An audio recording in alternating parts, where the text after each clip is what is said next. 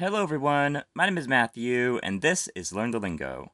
Welcome to Lesson 86 of Hebrew Basics, a series where we learn the essentials of Hebrew grammar. Last time, we learned about stative verbs, verbs that describe a state, like being old. We saw how these verbs are formed in the Kal Binyan, but with some changes, mainly with a vowel. Zaken instead of kotev, and eskan instead of echtov, with a vowels instead of o vowels. This is how most stative verbs work, but there are a few that work differently. One of the only ones that is very common is from the root yod kaf lamed. In a kal stative verb, this root will mean is able. It's not formed in the infinitive or the imperative. The masculine singular form of the present tense will be made like this. First root letter yod with kamatz, second root letter kaf, vav with cholam, and third root letter lamed. Yachol is able in masculine singular form. We can compare this to kotev, writes, a non-stative kal verb, and zaken, a more usual form of a stative verb.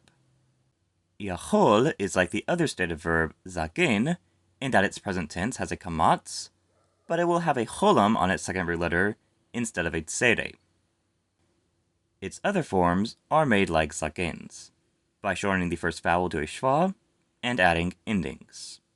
We can make hu yachol, he is able, hi yachola, she is able, hem yacholim, they are able in masculine form, and hen yacholot, they are able in feminine form.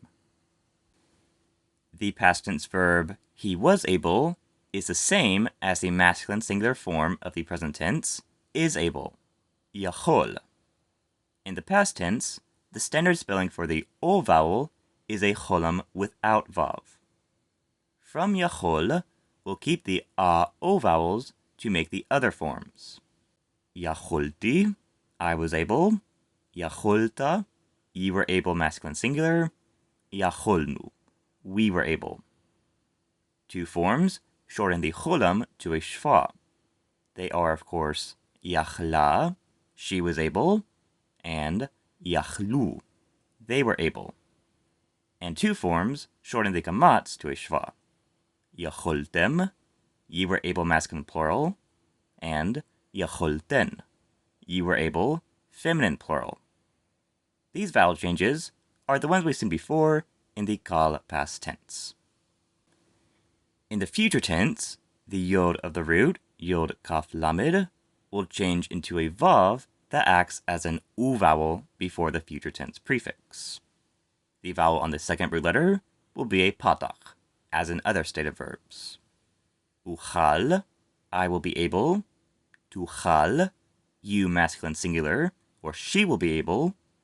Yuchal, he will be able. And nuchal, we will be able. We'll also have the forms with endings, tuchli and tuchlu. You will be able, feminine singular and masculine plural, and yuchlu, they will be able. These forms have, of course, shortened the patach to a shva. Another root that is a bit irregular and formed in a stative verb form is yod shin nun. This root makes the verb lishon, to sleep. This is a strange kal infinitive, since these verbs usually don't show a first root letter yod, but this one keeps it as an e vowel. The future tense keeps it too. For example, yishan, I will sleep, and yishan, he will sleep. These verbs also have the patach as the last vowel, like other stative verbs. The same with the imperative, yashan, sleep, commanding a man. The present tense is formed like most stative verbs like zaken. The masculine singular form is yashen, with a kamat and sere, and the other forms are made from it like adjectives. Hu yashen, he sleeps. Hi yashena, she sleeps. Hem yashenim, they sleep in masculine form. And hen yashenot, They sleep in feminine form. The hu, he form of the past tense can be formed like a normal call verb. Yashan, he slept, or with a specifically stative form. Yashen, he slept. As we've seen with most other stative verbs, the other past tense forms will be completely regular, formed like any other call verb. One final verb of regularity we'll learn with stative verbs is what happens when the last root letter is aleph. We've seen the adjective male, full, before, and now we can recognize it as the present tense of a stative verb from the root mim lamed aleph.